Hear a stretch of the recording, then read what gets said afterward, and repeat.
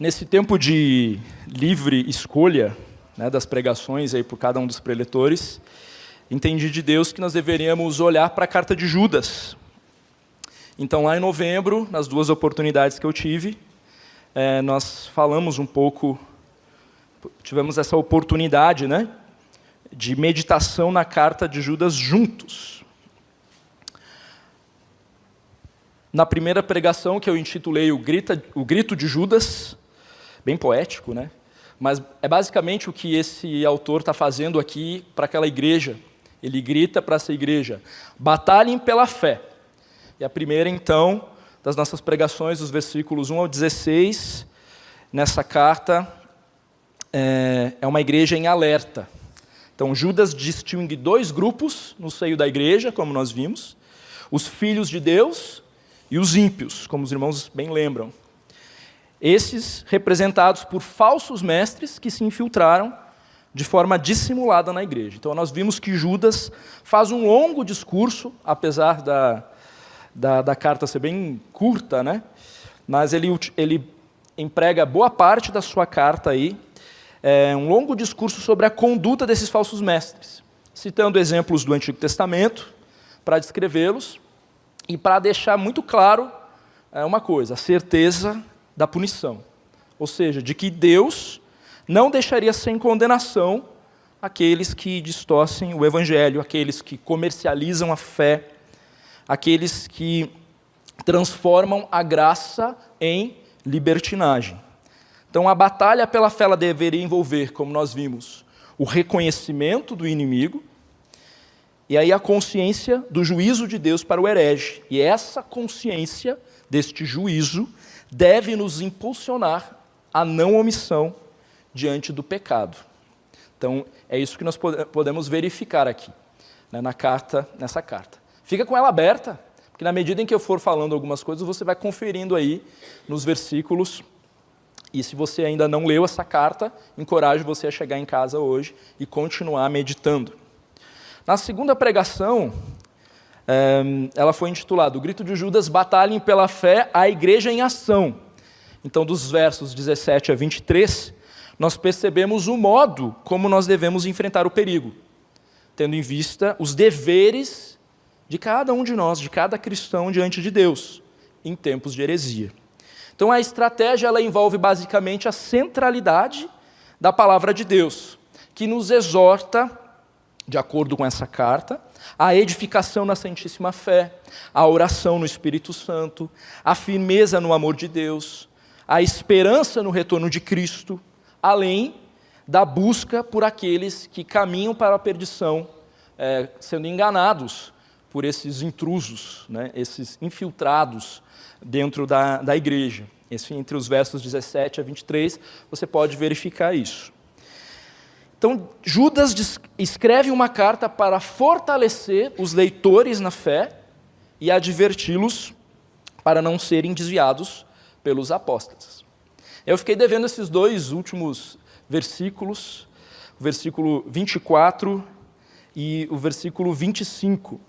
Nós cantamos aqui, tanto o hino quanto esse último, duas músicas, né? Que exaltavam, todas, né, exaltavam a Deus, mas umas de uma forma mais clara, né, que falta nos faz a gente cantar mais textos onde nós reconhecemos quem Deus é, ao invés de fazer um movimento onde nós olhamos para nós mesmos, e aí, a partir da nossa perspectiva, nós lembramos de quem Deus é. Né? Nós precisamos trazer para a nossa igreja, para os nossos lábios, louvores que simplesmente reconhecem. Não estou dizendo que é errado, tá, irmãos? Todos os cânticos que nós cantamos aqui, embora tenha uma partezinha ali que eu fico meio estranho com ela, num que nós cantamos, né, aquela que fala que Deus acreditou. Deus acreditou, como assim, né? Eu não consigo cantar essa parte, mas o resto da música eu canto tudo. Né? Então, porque Ele realmente é digno de toda a honra, toda a glória, né? Ele é o Deus Todo-Poderoso, como nós cantamos aqui. E curiosamente, Judas, depois de uma carta pesada, né, de sentar o sarrafo mesmo, né, ali em torno daqueles hereges, para aquela igreja, alertá-la, chamá-la para uma ação, ele termina a sua carta, parece que assim, estava indo nessa direção, de repente, opa, peraí, vamos lembrar da perspectiva que o cristão tem que ter. Vamos olhar para a eternidade, vamos lembrar desse Deus que é todo-poderoso. E é isso que eu quero trazer à nossa memória nessa noite. Né? Eu quero que a gente saia daqui glorificando esse Deus que é todo-poderoso e pensando nas implicações disso. Saber que Deus é esse todo-poderoso, o que isso de que modo isso deve impactar a minha vida. Essa é a minha oração, esse é o meu desejo, e eu achei pertinente não deixar para trás esses 2 versículos em virtude disso. Essa semana eu tenho um cântico aí, uma cantora, eu não conheço a história dela, não sei nada dela, Daniela Cristina, mas acho que não sei como é que é, mas Deus, Tu és santo. E essa música, até postei lá no Facebook lá. E essa música ela tem me perseguido essa semana inteira, e tem um trecho em que ela passa só a reconhecer os atributos desse Deus. Né? Maravilhoso, conselheiro, Deus forte, onisciente, onipresente. Escuta esse, vai lá escuta aí, procura aí. Né? E cante ao Senhor esse cântico. Né? Deus é tão maravilhoso, que Deus poderoso. E é isso que eu quero trazer à nossa memória hoje, é o que Judas fez, depois de todo o alerta e a convocação que ele faz para a igreja, ele traz à memória da igreja quem é aquele que é capaz de dar, de fato, a vitória para essa igreja em tempos de heresia, que é o contexto aqui. Então, nesses 2 últimos versos, nós temos a chamada doxologia. Essa é uma forma de louvor e glorificação, né, que aparece tanto no Antigo Testamento como no Novo Testamento. E, geralmente, ela apresenta algumas características. Né? Apresenta a Deus como aquele que... Né, então, há uma apresentação de Deus, atribuição de glória e honra a esse Deus, a duração de louvor que é devido a esse Deus, e no caso, você vai perceber, né, e passe a perceber, então, em outros textos das Escrituras, para sempre, de eternidade a eternidade, e um encerramento com um amém, que conclui, então, a chamada doxologia. As cartas, elas geralmente terminam com alguma bênção. A graça do Senhor Jesus Cristo seja com o vosso espírito, a graça seja convosco. No entanto, aqui em Judas, nós temos um encerramento, vamos dizer assim, mais formal. Vamos finalmente ler juntos, então, os versos 24 e 25 da carta de Judas. Diz assim a palavra do nosso Deus: Ora, há aquele que é poderoso para vos guardar de tropeços e para vos apresentar com exultação, imaculados diante da sua glória, ao único Deus nosso Salvador, mediante Jesus Cristo, Senhor nosso, glória, majestade, império, soberania, antes de todas as eras, e agora e por todos os séculos. Amém. Judas ele tem a preocupação de encerrar sua carta falando a respeito de Deus e de como esse Deus lida com o seu povo em tempos de dificuldades. Como nós vimos, Judas convoca a igreja a uma batalha pela fé.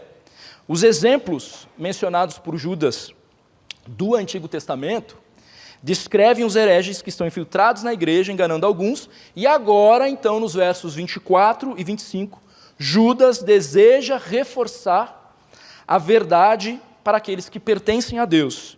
E que verdade é essa? A verdade de que os chamados, amados em Deus Pai e guardados em Jesus, que é como ele se refere aos seus destinatários lá no versículo 1, verifica aí na sua Bíblia, eles não precisam temer a apostasia e o consequente julgamento, porque é Deus quem dá essa garantia. Então ele estava alertando a igreja, dando vários exemplos de seres que caíram, eu digo seres porque temos os anjos, né, que acabaram se rebelando contra Deus, e que garantia essa igreja, esses irmãos que estão ali naquele contexto, com aqueles falsos mestres, gente se desviando, gente sendo enganada, que garantia que aquele verdadeiro Filho de Deus poderia ter, que ele também não seria mais um que viria a sucumbir na fé. Que garantia ele poderia ter? Aí Judas se volta, então, para o verso encerra a sua carta falando a respeito dessa garantia. A verdadeira igreja, os filhos do Senhor, Deus Todo-Poderoso, não precisa temer a apostasia. Então, assim, hoje, nós vamos entender que a segurança e a esperança do cristão é garantida pelo Deus poderoso que tem toda a honra e glória. Eu tinha colocado antes que merece toda a honra e glória, mas eu achei melhor mudar para tem, porque ele é antes de tudo, ele simplesmente tem a glória, independente de você render a ele glória ou não, ele simplesmente tem. Mas evidentemente que ele, porque tem, merece toda a honra e toda a glória. O cristão, o filho de Deus, aquele que já depositou a sua confiança em Cristo Jesus, não precisa temer. Então, no versículo 6, nós vemos que anjos tropeçaram e caíram. Israel, que testemunhou o poder de Deus, mas depois se rebelou, morreu no deserto, no versículo 5. E voltando aos anjos, eles tinham um ambiente muito favorável, mas mesmo assim, caíram. Caim, Balaão e Corá, que são os exemplos, os homens citados por nome aqui, eles revelaram um coração que afrontava o Deus vivo e não ficaram sem punição. Mas aqueles que depositaram a sua confiança em Cristo Jesus não precisam temer, como nós acabamos de ler aqui em Judas. Mas a pergunta que você precisa responder a si mesmo, antes de qualquer coisa, antes da gente continuar aqui olhando com mais detalhes para essa carta, você já teve encontro com Cristo? Você já entendeu o que a palavra diz no caminho de Romanos, aí chamado caminho de Romanos, que nos leva à constatação de quem somos sem Cristo, de que todos pecaram e carecem da glória de Deus, de que não há um justo sequer, Romanos 3,10, de que o salário do pecado é a morte, e de que, portanto, então, você merece a morte por seu pecado. Você já entendeu que Deus enviou o seu Filho, Jesus Cristo, para que todo aquele que nele crê não pereça, mas tenha vida eterna? Você já foi justificado gratuitamente por sua graça, mediante a redenção que há em Cristo Jesus? Você já reconheceu Jesus como o Senhor? Porque se não, talvez a pregação de hoje não faça muito sentido para você. Uma das principais características dos homens ímpios que se introduziram com dissimulação na igreja a quem Judas escreve era o fato de negarem o único soberano e Senhor Jesus Cristo, conforme o versículo 4, olha aí. Pois certos indivíduos se introduziram com dissimulação, os quais desde muito foram antecipadamente pronunciados para esta condenação. Homens ímpios que transformam em libertinagem a graça de nosso Deus e negam o nosso único soberano e Senhor, Jesus Cristo. Você reconhece Jesus Cristo como o Senhor da sua vida? É nele, em sua palavra, que você busca a direção para a sua vida? Verdadeiramente? É o que você tem feito? Buscado direção na palavra do Senhor para suas decisões, para o que você vai fazer, com quem você vai namorar, com quem você vai casar, que curso você deve fazer? Essas perguntas que direcionam o nosso caminhar, elas devem ser feitas ao Deus que te criou, ao Deus que te formou. Se você pertence a Cristo, você não é um ser independente que faz o que bem entende. Essa é uma característica daqueles que agem como se fosse o próprio Deus, o seu próprio Deus.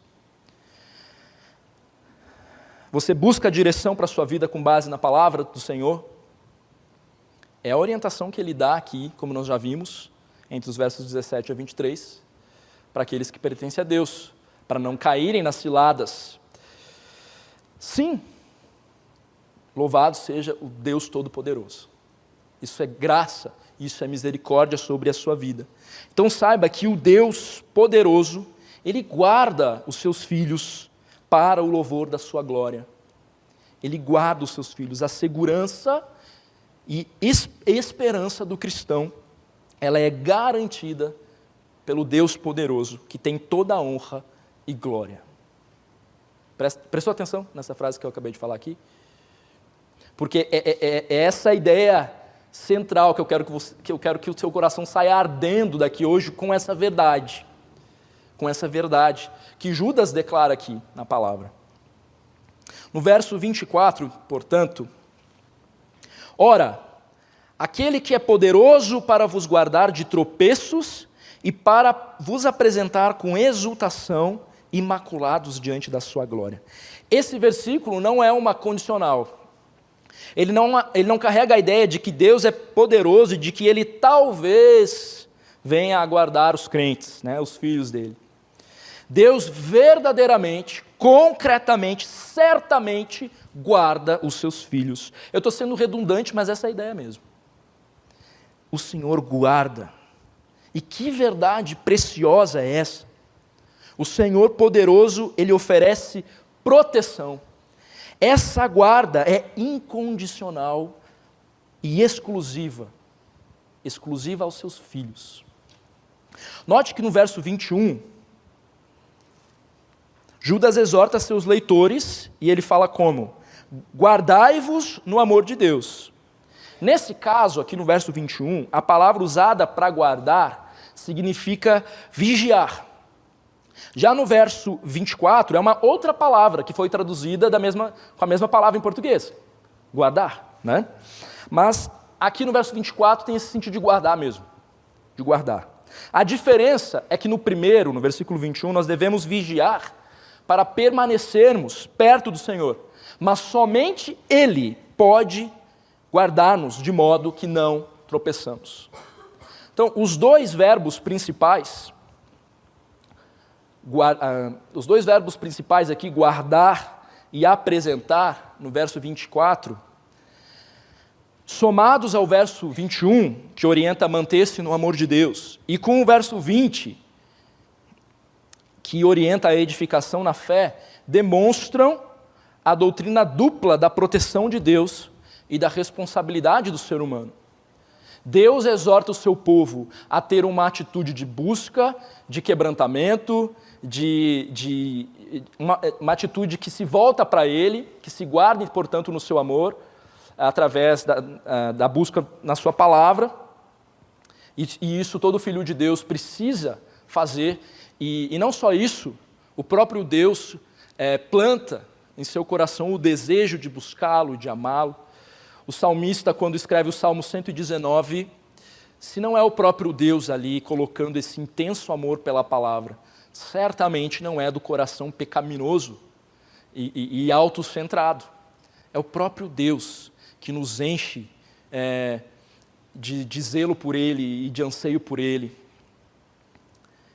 Então Deus guarda e oferece então proteção de ataques externos. No contexto imediato, aqui significa dizer que, apesar da apostasia dos hereges, Deus é capaz de proteger aqueles que são seus. Até por isso, por essa proteção, a igreja pode se compadecer dos que estão na dúvida, arrebatando-os do fogo, nos versos 22 a 23. A igreja não é exortada a se compadecer dos que estão em dúvida, arrebatando-os do fogo, sendo compassivos em temor, no verso 23 ali, detestando até mesmo a roupa contaminada pela carne, e aí ele já emenda, ora, aquele que é poderoso para vos guardar de tropeços. Vocês podem, então, ir até aquele que está confuso doutrinariamente, que está sendo enganado por muitos, porque o Senhor os guarda, o Senhor os livra. Então não precisam temer, porque o Senhor os guarda de apostatar da fé. O Senhor poderoso emprega o seu poder para impedir que os crentes sigam os falsos mestres em sua ganância, em seu engano e na sua imoralidade. Então o contexto, ele nos dá a visão correta sobre o que Judas está querendo dizer com tropeços. Alguns podem até pensar que sejam os pecados, as falhas que nós cometemos no dia a dia. Numa primeira leitura não é isso que a gente pensa? Ora, aquele que é poderoso para vos guardar de tropeços. imediatamente, pelo menos eu, sou quase que forçado a pensar assim, nas minhas quedas, nos meus pecados, né, nas minhas falhas.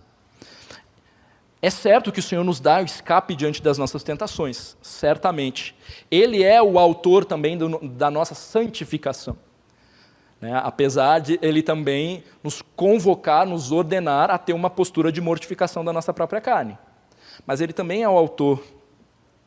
Então, o Senhor, esse tropeço, né, é claro que Ele também nos livra, como eu estava falando. Eu não estou desmerecendo isso, eu não estou dizendo o contrário disso, mas aqui, tropeços, ele está relacionado a essa questão da apostasia, a queda, a apostasia. Né?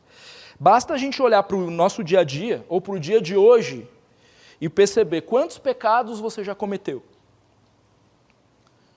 Nós somos tão inconstantes na nossa caminhada.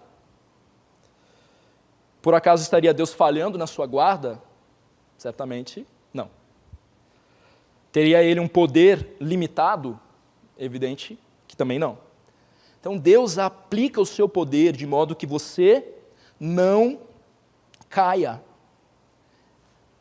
em apostasia, olhando para o contexto aqui da carta. E isso deve acalmar o nosso coração. É saber que nós pertencemos a Deus por intermédio de Cristo e das mãos dele ninguém tasca. Apesar de você, apesar das suas quedas, apesar do seu pecado, se você já teve um encontro com Cristo, você pertence a Ele. E Ele te guarda de tropeçar, te guarda de ser enganado, de apostatar, de negar o nome dEle. Então o apóstolo Paulo também expressa essa convicção a respeito da guarda por aquele que é poderoso. Ele diz, sei em quem tenho crido, e estou certo de que Ele é poderoso para guardar o meu depósito até aquele dia. Jesus, declarou-lhes, pois Jesus, eu sou o pão da vida, o que vem a mim jamais terá fome, e o que crê em mim jamais terá sede. Porém, eu já vos disse que, embora me tenhais visto, não credes. Todo aquele que o Pai me dá, esse virá a mim. O que vem a mim, de modo nenhum lançarei fora, porque eu desci do céu, não para fazer a minha própria vontade, e sim a vontade daquele que me enviou.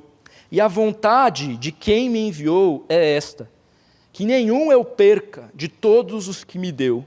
Pelo contrário, eu o ressuscitarei no último dia. De fato, a vontade de meu Pai é que todo homem que vir o Filho e nele crer, tenha a vida eterna. E eu o ressuscitarei no último dia. Quem está falando aqui? É o Senhor Jesus. Mas ainda que essas palavras não estivessem saindo diretamente da boca de Jesus, mas uma vez estando na Bíblia, palavra de Deus é. Palavra de Deus é. Nós cremos que toda a Escritura é inspirada, toda. Nós não damos ênfase apenas à palavra X ou Y. O Espírito Santo, que é o próprio Deus, inspirou homens a seu tempo para escrever essa palavra, que nos leva a considerar essa carta de Judas como inspirada e, então, digna da gente olhar com muita atenção e verificar o que ela está nos ordenando, o que ela está nos alertando, assim como todo o resto. E mais uma vez, que esperança maravilhosa é isso, né? Que segurança, nós cantamos aqui, lembrei da outra música, né? Que segurança sou de Jesus. Nós temos Cristo, o Deus poderoso nos guarda de tropeços, mesmo em meio a relacionamentos difíceis, com distorções de pensamentos e questionamentos dos padrões morais, que a gente fica de boca aberta, mas a igreja contaminada com a mentalidade mundana sobre os padrões morais, né, questionando coisas que antes não se questionava. Que o Senhor tenha misericórdia de nós, possamos nos posicionar e não ser conivente com o pecado. Como é importante nós nos amarmos uns aos outros através da exortação amorosa, que mostra o pecado, Uma igreja que não faz isso é uma igreja doente.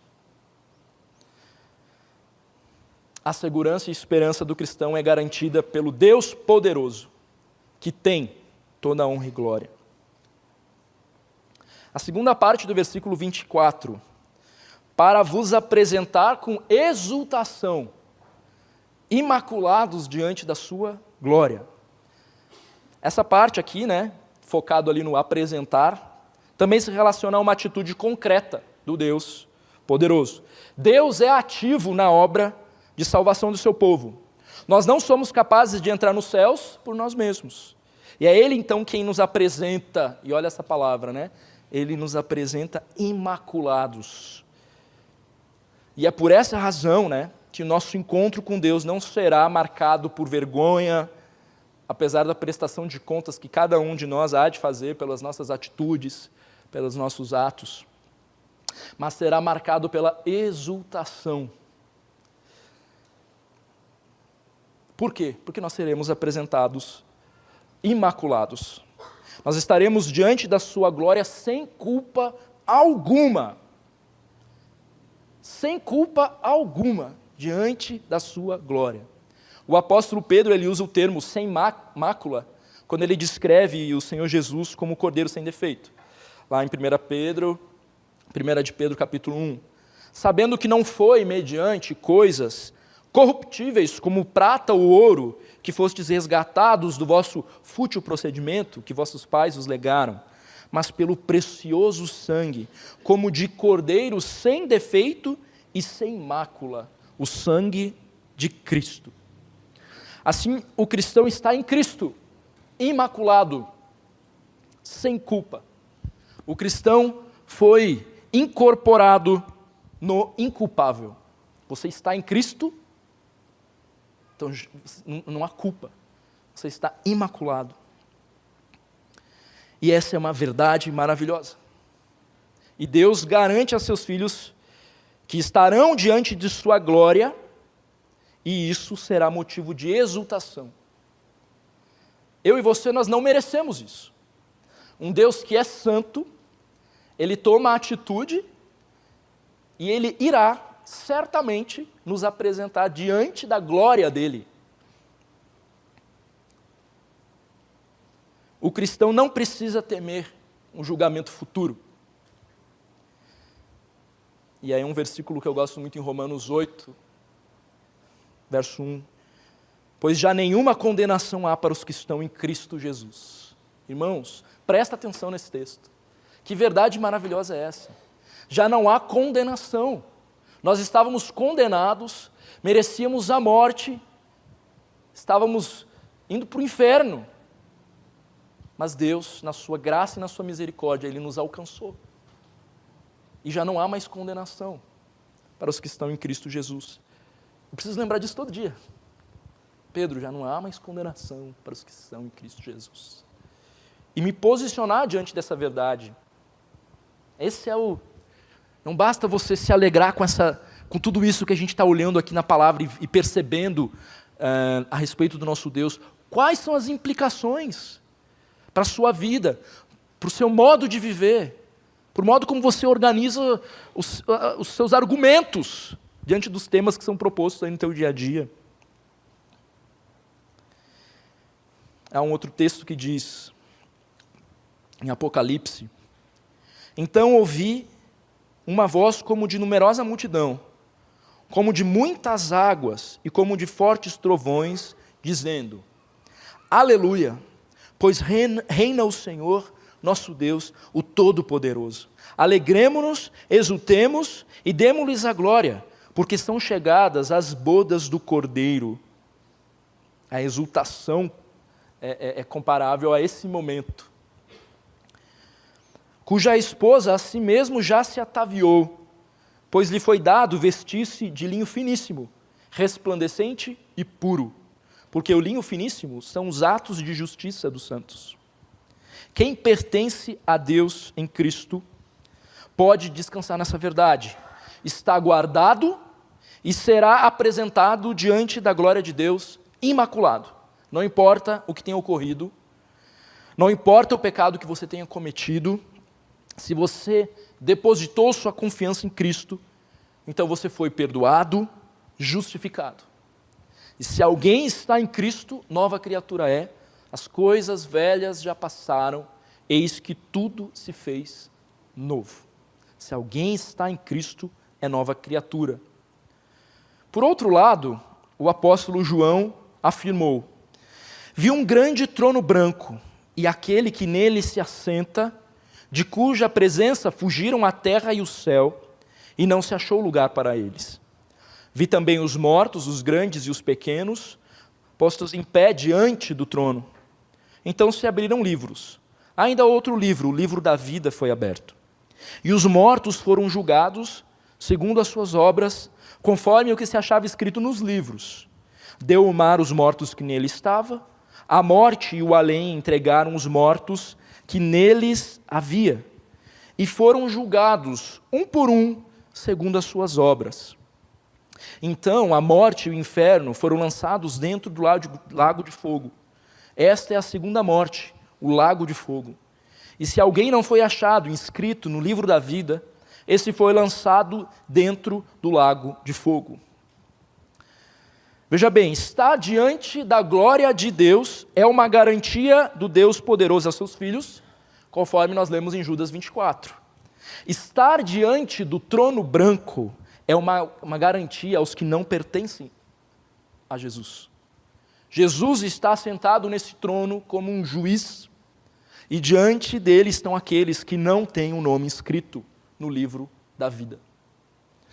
Um dos meus professores lá no seminário, ele falou assim, brincando, de certa forma, ele falou assim: meu irmão, entre aspas o irmão, se você morreu e começar a abrir os olhos e enxergar um trono branco, a casa caiu. A casa caiu. Eis que não te conheço. Porque o trono branco, quem estará diante desse trono branco?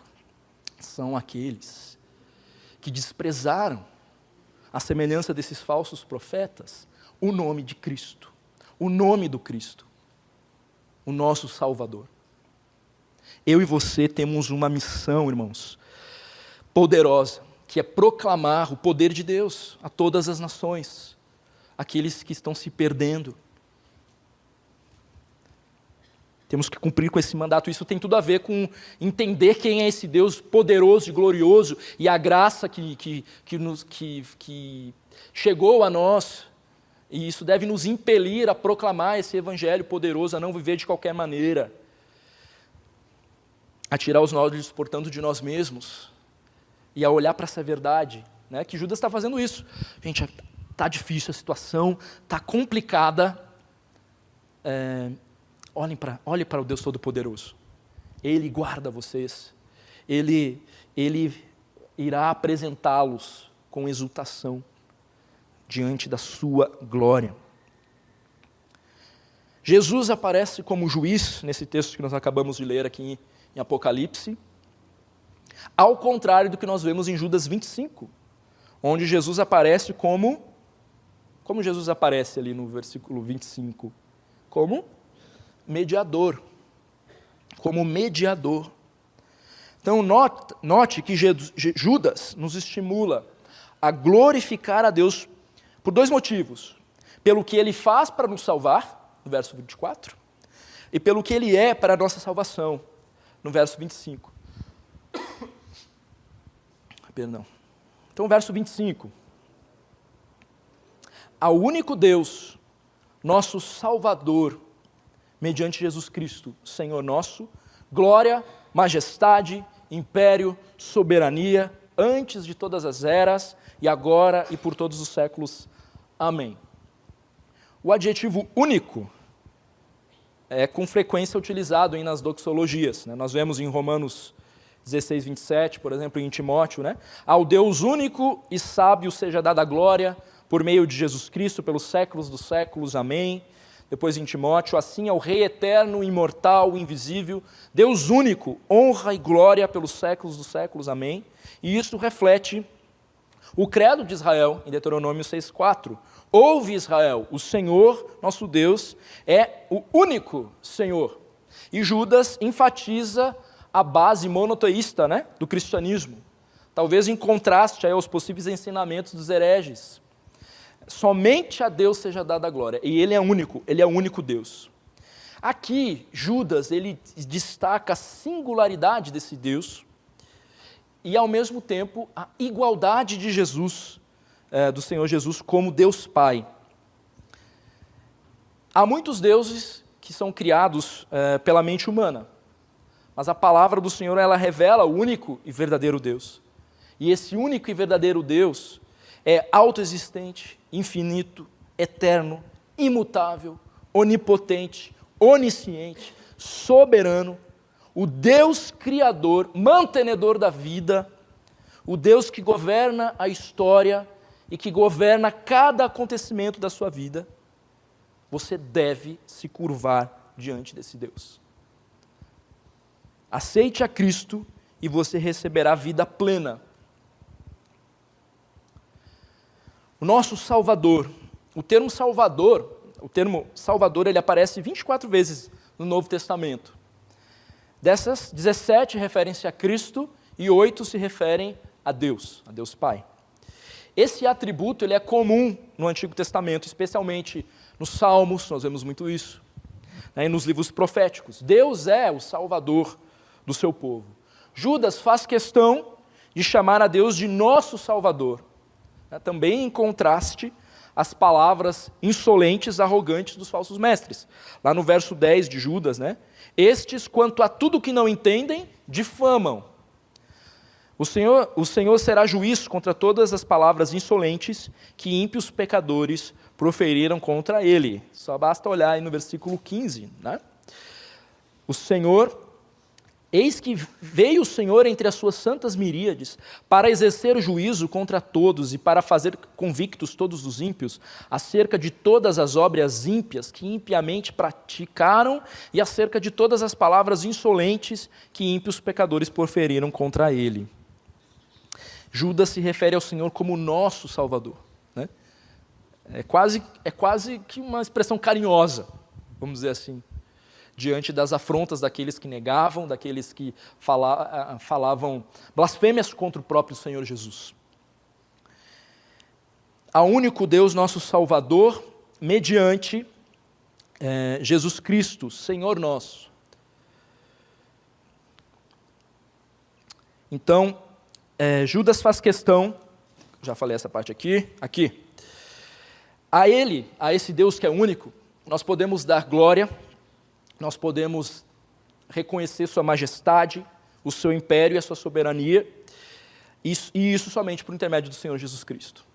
Então, na plenitude do tempo, Ele enviou o seu Filho para nos redimir do pecado. E aí lá em Timóteo, capítulo 2, versículos 5 e 6, nós lemos: porquanto há um só Deus e um só mediador entre Deus e os homens, Cristo Jesus, homem, a qual a si mesmo se deu em resgate por todos.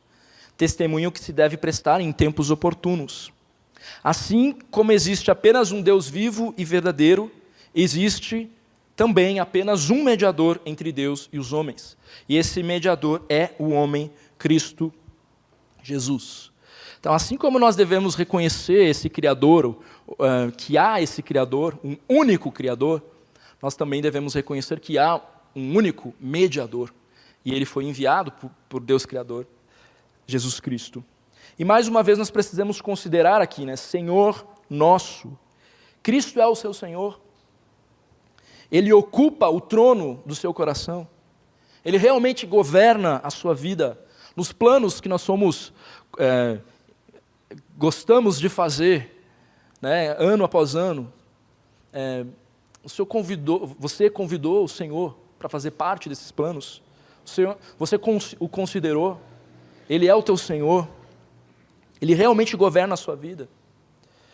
Então, irmão, se agora no seu íntimo, ao ouvir essas palavras, você sabe que o que governa a sua vida é o seu eu, então talvez seja o momento de você se prostrar diante desse Deus e confessar a sua rebelião, pedindo para que Ele opere em você, para que você se renda completamente à vontade dEle. É quase assim, eu me reconheço como esse que desmerece a palavra, que desmerece esse Deus, que não conhece esse Deus único e poderoso que você está dizendo. Eu tenho vivido uma vida de religiosidade, na verdade. Eu venho aqui porque os meus pais me trazem desde pequeno. É quase que uma oração clamando: Deus, se você existe, então transforma, enche meu coração de desejo por ti. Me leva a quebrantamento, me leva a me prostrar diante da cruz. Porque se o Senhor não operar em nós, irmãos, se Ele não quebrantar o nosso coração, não vai ser por você mesmo. Ele precisa agir. É um paradoxo. Porque se Ele não agir, não tem como. E, no entanto, nós precisamos estar rendidos aos pés dessa cruz. Prostrados, boca no pó mesmo. Clame ao Senhor. Se você é esse, se você se reconhece como alguém que não tem Cristo como Senhor e como Salvador, experimente orar para que Ele o conduza a quebrantamento, para que Ele o conduza a arrependimento. Nós devemos glorificar ao único Deus pelo que Ele é para a nossa salvação, versículo 25. Na carta aos Efésios, que até nós já estudamos aqui há alguns anos aí, antes de eu chegar, no capítulo 1 nós temos um hino de louvor a Deus. Depois você pode olhar com mais detalhes, né? A esse Deus triuno, Deus Pai, Deus Filho, Deus Espírito Santo, e que evidencia esse hino, né, a grande obra de salvação, que tem como propósito o louvor da sua glória. Então nós percebemos, em suma, ali em Efésios, que a base, a razão do louvor a Deus é a obra da Trindade na nossa salvação. Deus Pai selecionou, Jesus Cristo, o Filho, salvou, e o Espírito Santo selou. E qual que é o propósito? Para o louvor da sua glória. Em cada um desses versículos ali em Efésios, você pode perceber isso. A atitude de Deus em nos salvar, e a Trindade, a ação de cada pessoa da Trindade na obra da salvação, diz muito a respeito de quem Deus é. E que o propósito maior, apesar do grande amor com que Ele nos amou, é o louvor da sua glória. Da sua glória. Glória, majestade, império e soberania.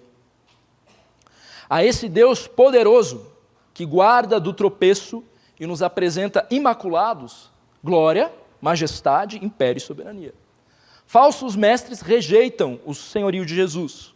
Nós nos aproximamos reconhecendo quem Ele é, a sua glória, o seu resplendor, a sua grandeza, a sua majestade. Império e domínio, que aqui são sinônimos para a sua autoridade. Império e domínio como sinônimos para a sua autoridade sobre todo o universo. Então essa glória, essa majestade, essa autoridade é uma declaração de fatos.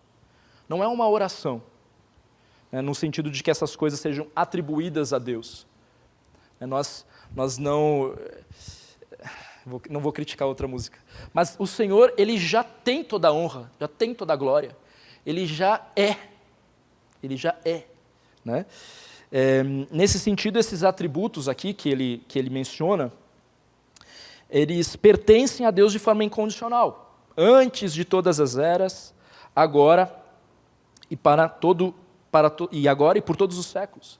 Ele simplesmente é. Então a salvação de homens perdidos os transforma em seres que adorarão a Deus para toda a eternidade. Então eu e você estávamos mortos nos nossos delitos e nossos pecados, merecíamos o inferno, mas Deus, na sua graça e na sua misericórdia, nos alcança mediante Jesus Cristo e nós nos tornamos, então, troféus da graça de Deus, né? Na vitrine do Senhor, para louvor da glória dEle. Eu e você, apesar de nós, estaremos expostos numa vitrine. Lá está o pecador redimido, o justo, Gosto muito de Nárnia, né, no filme, no livro, no filme, eu me lembro do filme agora, no final, né, quando eles estão sendo coroados, aí quando chega no Edmundo, o justo, ali todos deveriam se identificar, porque ele é o traidor, né? Ele representa cada um de nós ali, e ele é declarado justo, foi justificado. Eu e você, irmãos, fomos justificados, né? E somos troféus dessa graça do Senhor Jesus, para a honra e glória do nome dEle. Não porque você é bom, não porque você vem à igreja, não porque você obedece a seus pais, não porque você sabe 1000 versículos de cor, nada disso.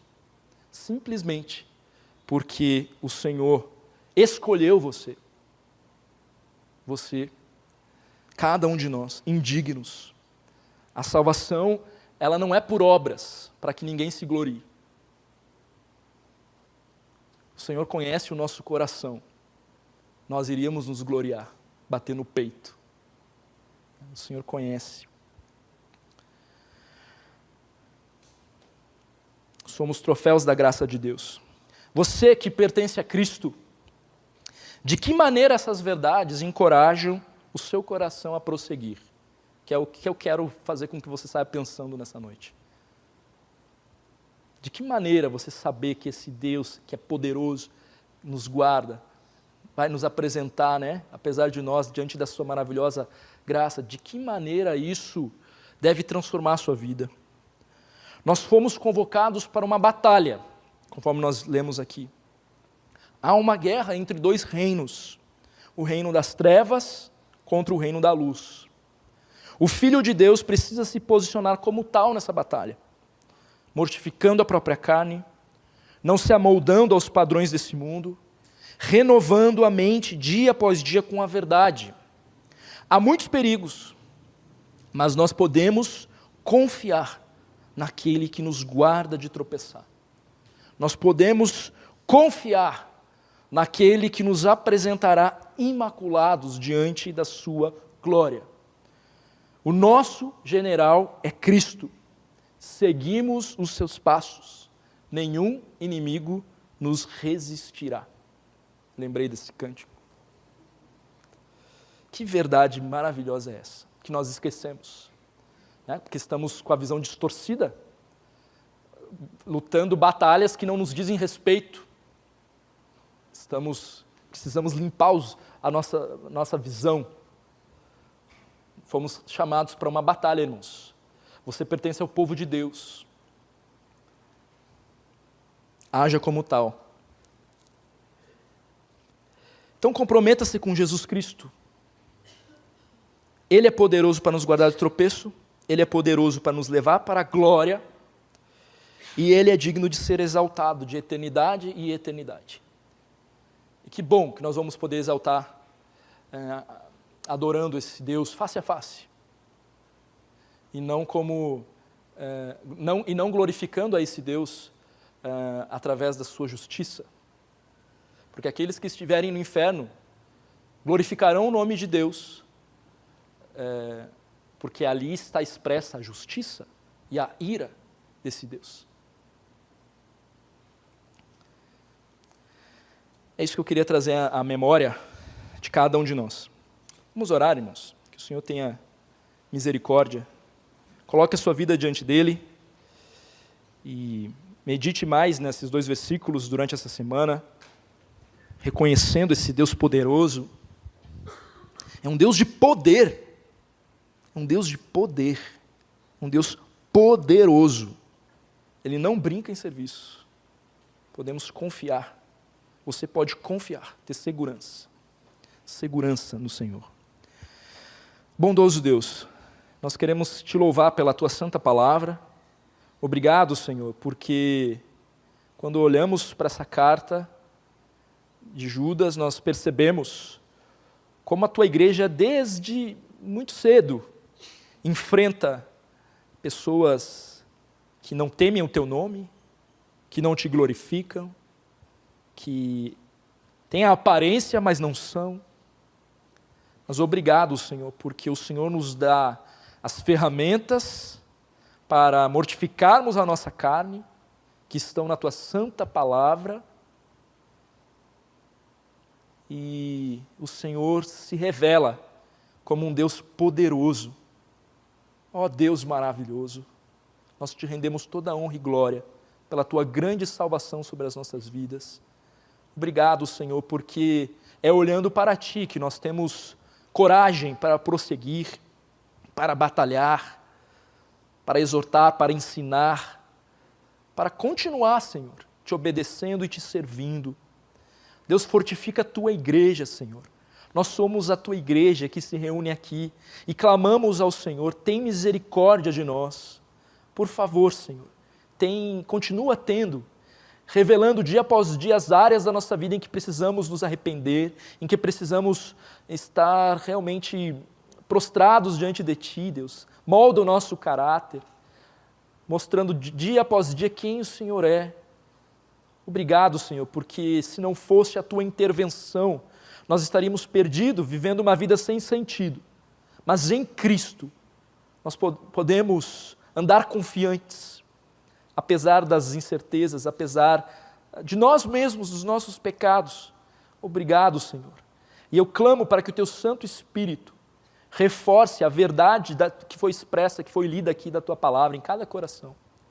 E que o Senhor renove e fortaleça e levante o abatido, que ele possa confiar em Ti, que é o Deus que guarda do tropeço.